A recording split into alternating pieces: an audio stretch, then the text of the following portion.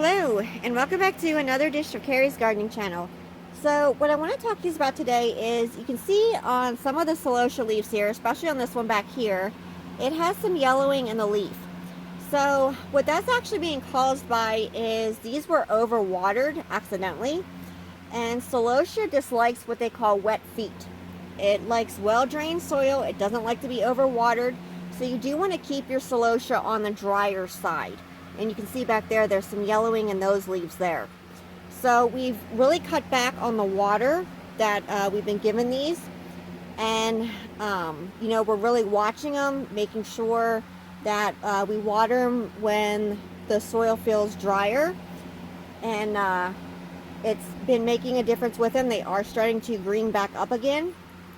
But that is something that you really have to watch when growing celosia, is that you do not overwater your plants. Now this one here is a rainbow sherbet, and right in the center, I can just see it, it is going to start flowering, which is exactly what I wanted it to do. I wanted an early crop, and it's doing exactly what I needed and wanted it to do. So I'm really happy about that. But just really watching your water when you're caring for your celosia plants is very important. Another thing, celosia plants dislike being cold. So we're keeping them in the old greenhouse because it's a lot warmer in here. And, you just want to make sure that before you put your plants out that it's past the danger of frost, because if you get a frost on your celosia plants, it's really going to damage them, and it can cause like dampening off disease. It can attack the stems and cause I'm trying to think what that's called, stem rot.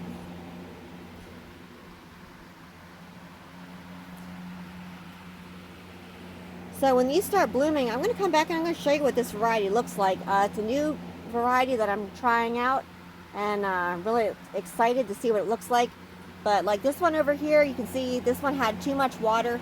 This was planted in Jiffy Natural and Organic Seed Starting Mix that holds the water too much for celosia. And a lot of my celosia plants struggled in that.